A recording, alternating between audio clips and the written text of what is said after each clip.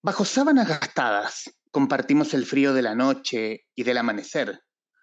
Las frazadas son insuficientes para abrigar nuestras niñeces desnudas. Nos apegamos formando caparazones, uniendo unas rodillas en las corvas de la otra y de la otra. Nuestros ombligos quedan sellados por la espalda. Nuestros pechos planos se pegan a los omóplatos de la otra y turnamos posiciones para no enfriarnos. Cada tanto la primera pasa al último lugar. El pensamiento se nos vuelve promiscuo.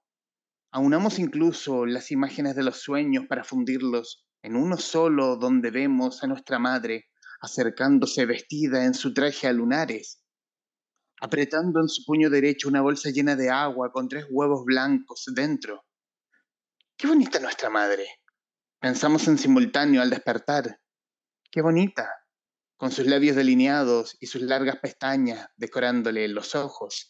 Y este es el comienzo de Función Triple, uno de los cuentos contenidos en el libro del cual hablaremos en este capítulo del Traficantes de Cultura. Avidez, lo nuevo de Lina Meruane, libro editado por la española Páginas de Espuma, y quien muy amablemente aceptó la conversación con el podcast. Lina, muy bienvenida, gracias por aceptar esta conversación. Hola Humberto, un agrado estar aquí conversando contigo. Tengo mucha curiosidad porque avidez es una palabra muy fuerte, pero a la vez muy fuerte con carácter, curiosa de ciertos modos, porque habla de como de la avidez, el hambre, el deseo, eh, abarca muchas cosas y es la línea que une cada uno de estos cuentos. ¿Cómo, cómo nace la idea de este libro? En la parte final, como para dar un comienzo, hablas de que cada uno de estos cuentos tiene una historia que abarca el más antiguo 30 años atrás. Y de 30 años en adelante tienes este volumen de cuentos que unen perfecto el hilo de historia. Sí, mira, cuando yo me puse a mirar los cuentos que tenía sin publicar en libro propio, sino que en antología, en revista, en dossier, me sorprendió la persistencia de esta obsesión que, como tú bien señalas, tiene que ver con el hambre material, con el apetito carnal, por llamarlo de alguna manera un poco antigua, y con las pulsiones obsesivas. Entonces me llamó la atención, me sorprendió y me alegró, porque no me habría gustado reunir simplemente unos cuentos en un libro, sino que más bien siempre me ha interesado tener una unidad un poco más compacta, más coherente. Y entonces lo que hice, más que nada, fue ordenarlos en el sentido de la progresión o la transformación de las avideces de los personajes. Y por eso están ordenados más o menos como desde la infancia hasta la adultez, los personajes principales. Pero bueno, ahí estaba ese poderoso sentimiento, que es esa palabra, que están reunidos bajo esa palabra que es avidez, y que incluso me parecía divertido que la palabra avidez empieza con A, termina con Z, es decir, es como una especie de gran repertorio, pero que a la vez es un repertorio que siempre está unida por esta necesidad, por esta obsesión. Y en esa especie de curatoría de tu propia creación, ¿qué pasó por tu mente? Como que encontraste estos ciertos volúmenes y es como, aquí tengo algo.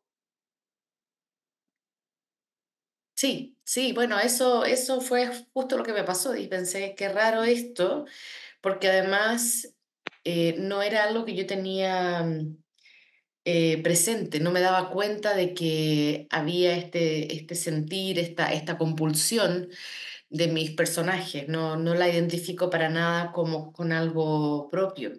Entonces me llamó la atención y como te decía, me alegró porque pensé, bueno, aquí hay un libro, hay algo que en 30 años sigue de alguna manera sin modificarse y yo misma me daba cuenta de que por ejemplo, la cuestión de la niñez, la orfandad de la niñez, es un tema al que yo volvía una y otra vez.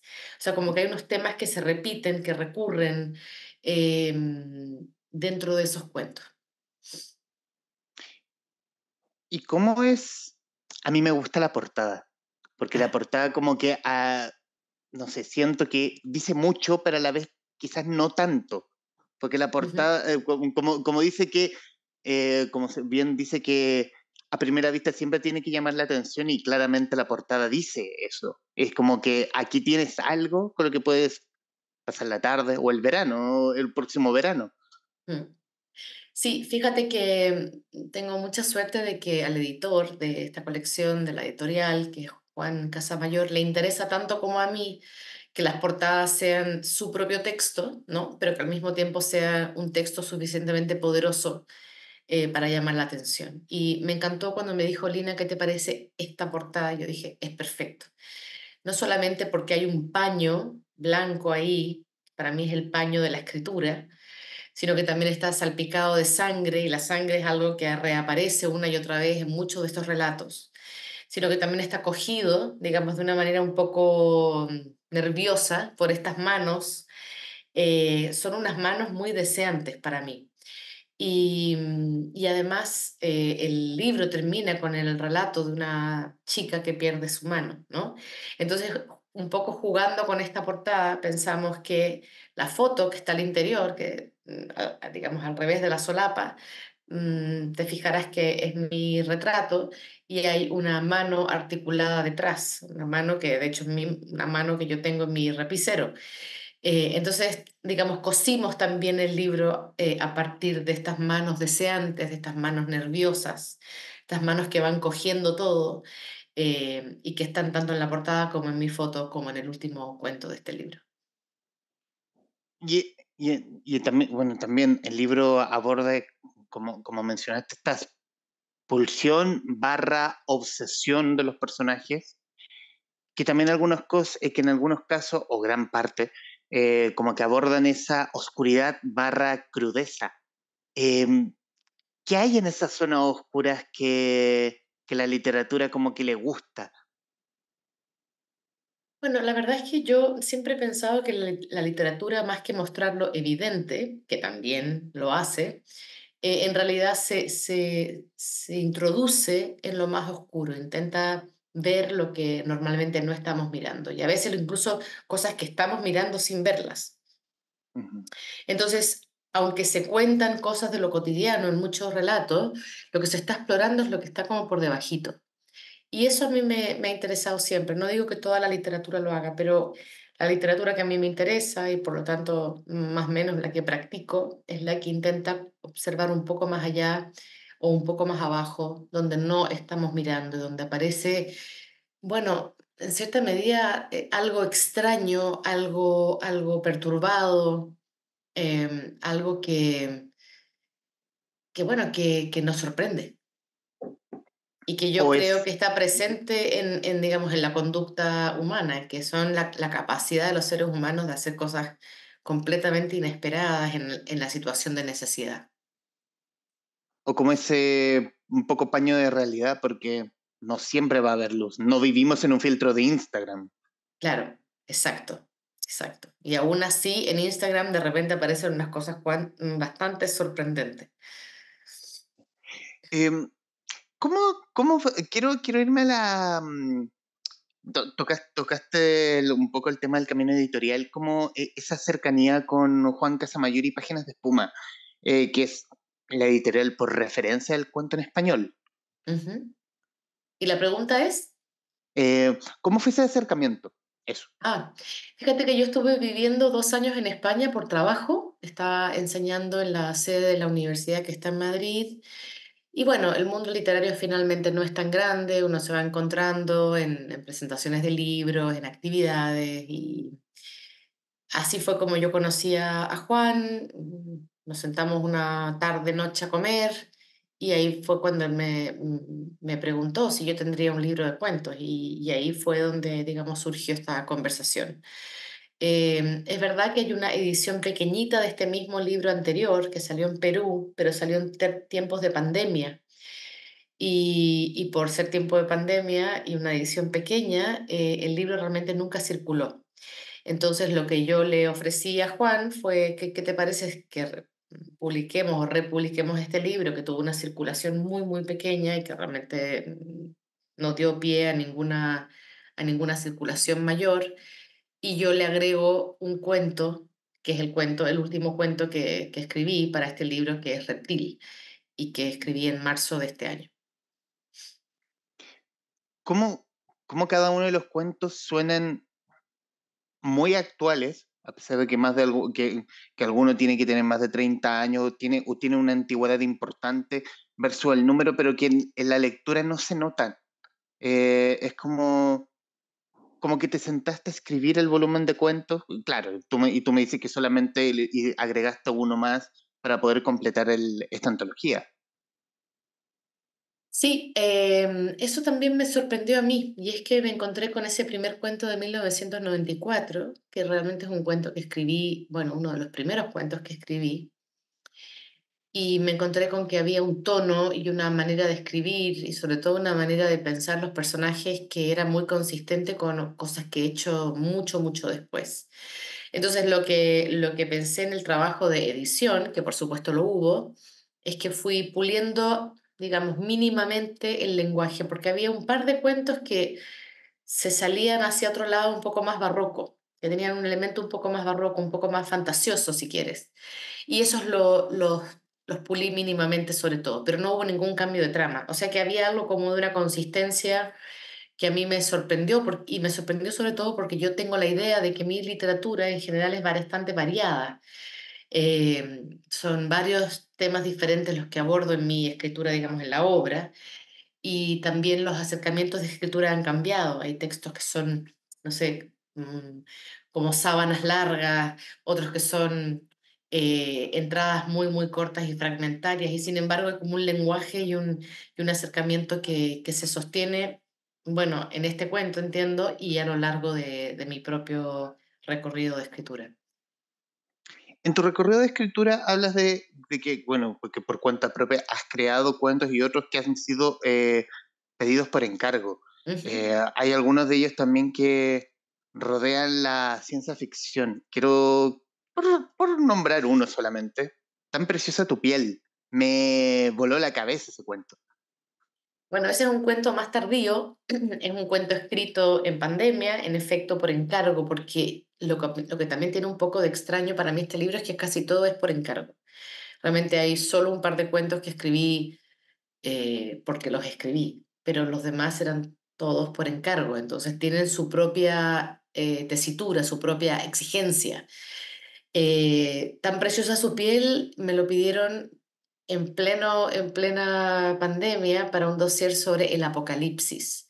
Y en ese momento, bueno, estábamos todos viendo cómo reaparecían los animales en las ciudades, ¿no? Los cisnes en las piscinas, no sé, los pumas en el jardín. Y eso me tenía realmente muy fascinada, ¿no? Esta idea de que nosotros estábamos encerrados y por primera vez le dejábamos espacio al resto de las especies que habíamos nosotros arrinconado.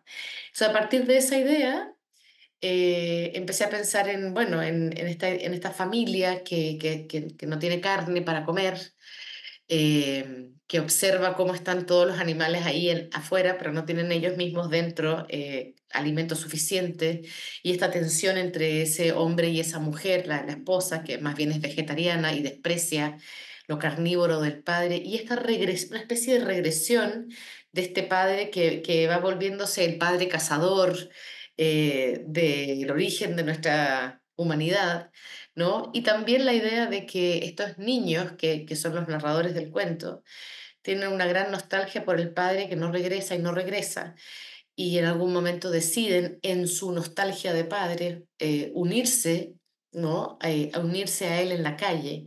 Por supuesto, la madre que no ha visto que los hijos ya crecieron, se los quiere impedir bueno, y por ahí va el final de la historia.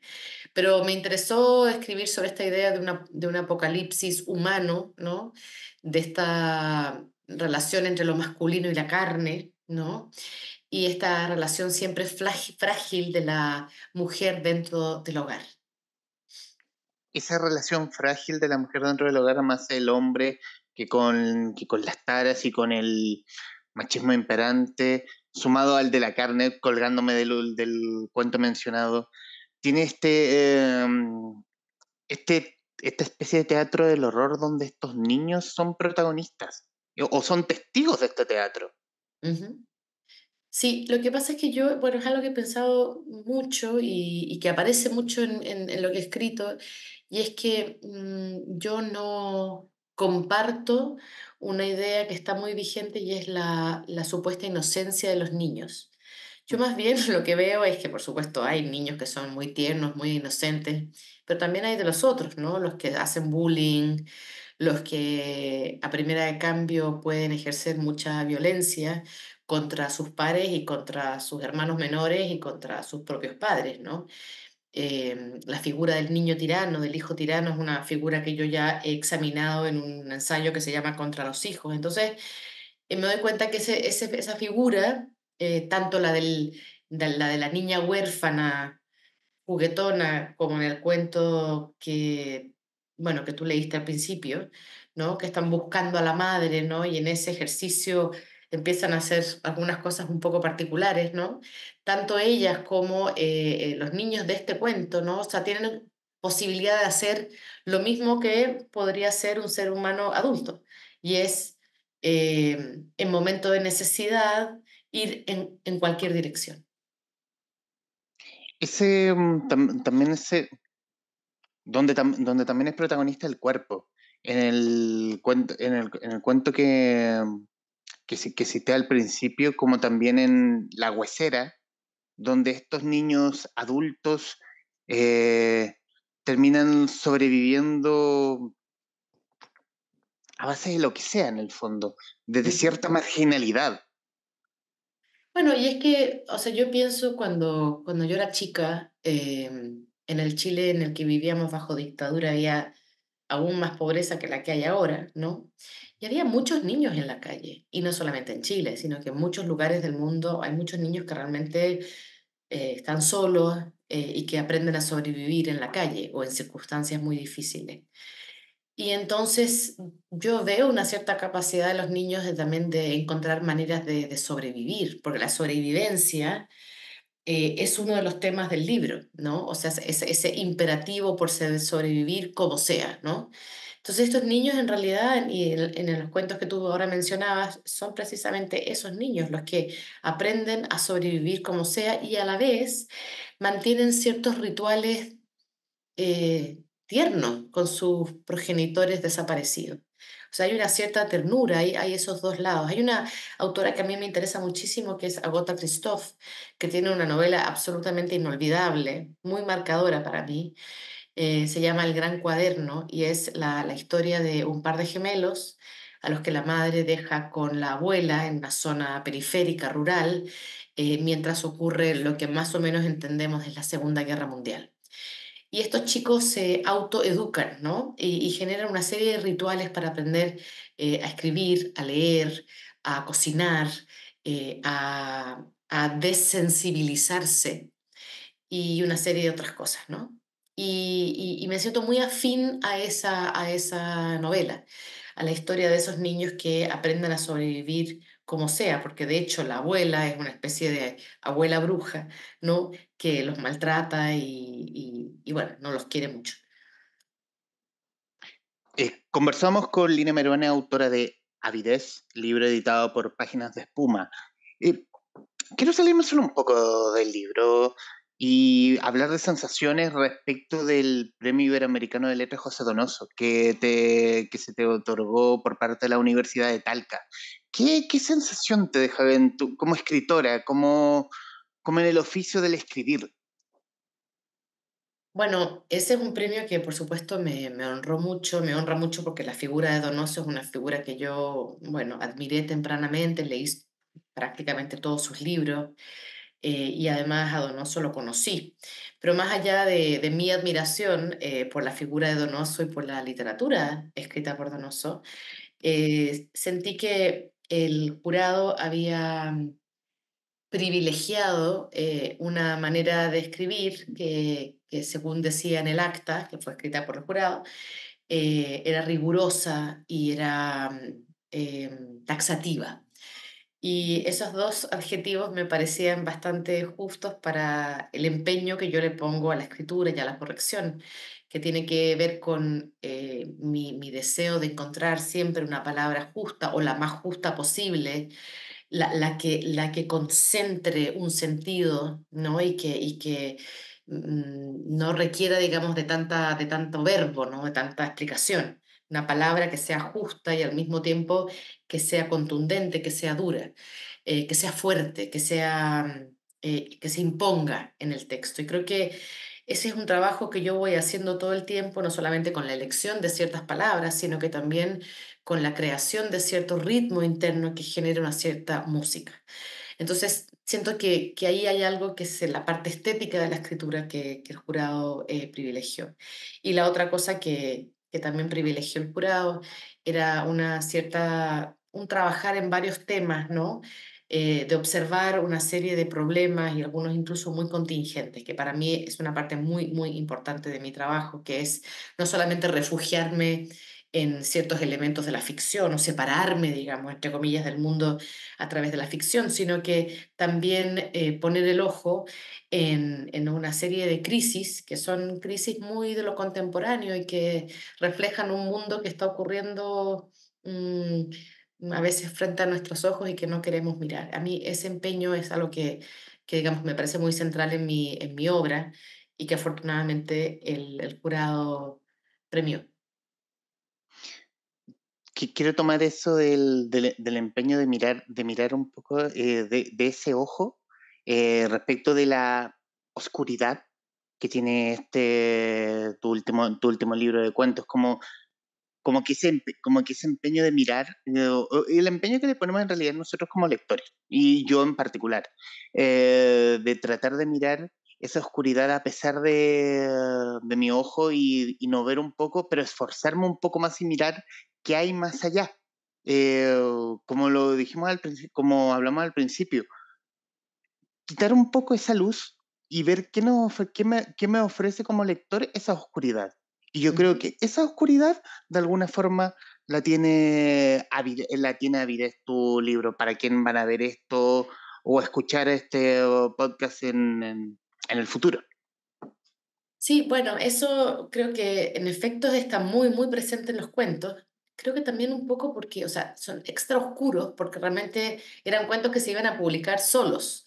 Eh, pero yo pensaría que hay mucho de esa oscuridad en el resto de los libros. Incluso hay una reflexión sobre lo oscuro y lo claro en dos textos que yo escribí sobre el tema de la visualidad y la ceguera. Uno es una novela que es Sangre en el ojo y la otra es un ensayo que se llama Zona Ciega, ¿no? Y ahí hay toda una consideración sobre las metáforas y los sentidos que implica la luz y la oscuridad, ¿no? Como también hay una serie de metáforas que piensan el problema de la luminosidad como una luminosidad cegadora, ¿no? Y la oscuridad, digamos, contra lo que solemos pensar como un espacio que nos habilita a ver lo otro, ¿no? Que nos obliga a concentrarnos, a fijar el ojo en aquello que no nos deslumbra, sino que lo contrario, que nos asusta, que a veces nos hace retirar la mirada. Entonces, digamos, estoy haciendo un resumen muy, muy, muy sucinto de un libro, Zona Ciega, que tiene tres partes y que hay una elaboración muy grande, sobre todo alrededor del tema de la literatura y la ceguera. Pero también, por supuesto, está el tema del estallido y la obsesión del poder por cegar a la ciudadanía, no solamente en Chile, sino que en otros lugares del mundo contemporáneo, incluso del mundo antiguo. Y también la manera en que se ha visto y no se ha visto a las mujeres que también tuvieron, mujeres escritoras como Mistral y Brunet, que tuvieron problemas del ver. Entonces, lo que te quería decir para amarrar con tu pregunta es que hay una cierta obsesión mía por examinar lo oscuro y también por reelaborar y repensar todos los sentidos de la mirada y de la visualidad y de la luminosidad en otros espacios de mi obra. Quiero citar respecto de lo que mencionas algo que dijiste para la revista Te Leo, y cito: somos tantas las escritoras potentes, hemos trabajado de manera tan sorora y habemos tantas docentes, críticas, editoras, libreras, bibliotecarias y gestoras culturales interesadas en dichas autoras que hemos ido transformando el campo literario. Creo que hemos podido fracturar ese círculo vicioso, poniendo sobre la mesa y en las manos de lectores una montonera de textos muy alejados del estereotipo. Y aquí obviamente sí, unirlo al texto de Zona Ciega, que es un tremendo libro que, digamos, que me acercó a Lina Merone, a la Lina Merone escritora, Mm, respecto de que respecto al canon en el fondo, que se nos enseña a nosotros como a los escritores hombres, pero a las escritoras mujeres nos dejan de lado y uno lo termina descubriendo porque alguien dijo algo y es como que, y de ese hilo o de esa liana me colgué como lector. ujú, ujú. Y con la suerte de que ahora alguien dice algo sobre la escritura de las mujeres, pero durante muchos, muchos años, mi educación fue absolutamente de un canon blanco, europeo, masculino, y incluso en mis tiempos de escritura, cuando era joven, uno se fijaba en las entrevistas dadas tanto por escritores como escritoras y había una mayoría de textos recomendados de hombres. Con lo cual uno suponía que no existieran textos de mujeres, sino que no estaban siendo leídos, por lo tanto no estaban siendo recomendados. Y a eso me refiero yo en ese fragmento al círculo vicioso. Y es que había poca entrada y salida, poca manera de encontrar. Yo, como lectora joven, cuando empecé a fijarme que no encontraba modelos de escritoras, empecé a buscar, había que buscar como entre los anaqueles. Era difícil encontrar la literatura escrita por mujeres e incluso era difícil encontrar lecturas adecuadas sobre esos libros de mujeres. Te pongo el ejemplo de Gabriela Mistral y Los piececitos de niño, como yo he dicho en otros lugares, no es un mal poema, Piececitos de niño, pero estaba siendo leído como el poema de una pobre mujer sufriente en vez de ser leído como un poema político sobre la pobreza y el abandono de la infancia. O sea, fíjate qué distinto es el punto de vista con el que se estaba mirando ese poema. Bueno, no había textos disponibles, no había recomendación y por lo tanto había poca circulación. Y eso llevaba a que también había poca publicación de textos de mujeres porque lo que se suponía era que a nadie le interesaba leer los textos escritos por mujeres, puesto que había este círculo de no lectura, de no recomendación y por lo tanto de poca exposición. Yo pienso que, para ser justa, digamos, con las críticas mayores y las escritoras anteriores, siempre hubo una literatura de mujeres, pero una literatura que se fue escondiendo. Después de cada generación, esas escritoras un poco tendían a desaparecer, y no voluntariamente, sino que eran desaparecidas, por así decir. Yo lo que pienso es que ahora está pasando algo que es muy poderoso, y es que ya no hay una escritora que se menciona por país o por generación, sino que estamos siendo muchas las escritoras y ha habido un esfuerzo de larga data que viene por un lado del rescate de las críticas, por otro lado de las propias escritoras mujeres, de trabajar juntas y no dejarse excluir, de ponerle atención a la escritura de mujeres y recomendarla. Y el hecho de que ahora hay más soportes, hay más medios, hay más clubes de lectura, eso ha ampliado y pluralizado la lectura. Entonces creo que eso ha permitido que las escritoras no solamente ingresen al canon, sino que empiecen a tener cada vez más modelos las jóvenes emergentes para creer en que pueden escribir y que pueden sostenerse en la escritura, como lo han hecho los hombres a lo largo de los siglos. Lina, en los minutos que nos quedan, quiero agradecerte este tiempo con los traficantes de cultura y finalizar con con tu propia sensación de escritora respecto de tu propia obra, de tu último libro. ¿Qué sensación te deja Avidez? Bueno, estoy como en un momento muy raro de mi vida, y es que siento que empieza un momento en el que miro hacia atrás, 30 años de escritura, y que empiezo a compilar lo que quedó por ahí suelto. Te cuento que cuando yo empecé a escribir y a publicar, era un tiempo realmente muy arduo para las escritoras de mi generación. Nos costaba que nos tomaran en serio, nos costaba que no nos de repente humillaran en los medios, em, que no nos quisieran cambiar los relatos que habíamos escrito. Entonces, de pronto, como recuperar esos primeros textos y juntarlos con los textos de ahora, en el que hay una situación mucho más cómoda en la escritura, un camino hecho, es realmente algo que me impresiona, me sorprende y también al mismo tiempo me contenta, me hace muy feliz. Y digo esto porque, digamos, en los últimos 12 meses no es solamente avidez, sino que también es otro libro que es Ensayo General, que también es una compilación que hizo la Universidad Diego Portales de mis crónicas sueltas, mis ensayos sueltos, incluso algunos poemas sueltos.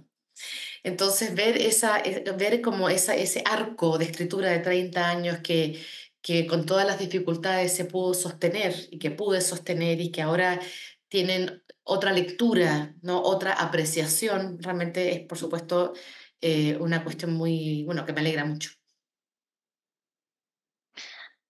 Lina Meruane, autora de Avidez, editado por Páginas de Espuma, distribuido por Liberalia Ediciones, y que obviamente lo pueden encontrar en su librería favorita, y si no la tiene, exíjala, por favor, y créanme que tómenlo desde una recomendación desde este lado de la pantalla. Lina Meruane, te agradezco tu tiempo para con los traficantes de cultura.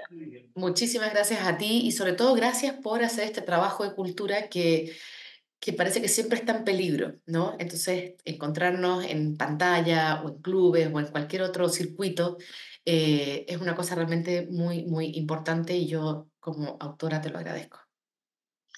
Y obviamente honrado de que hayas conversado con nosotros, y para quienes nos están viendo y escuchando, gracias por estar ahí. Adiós.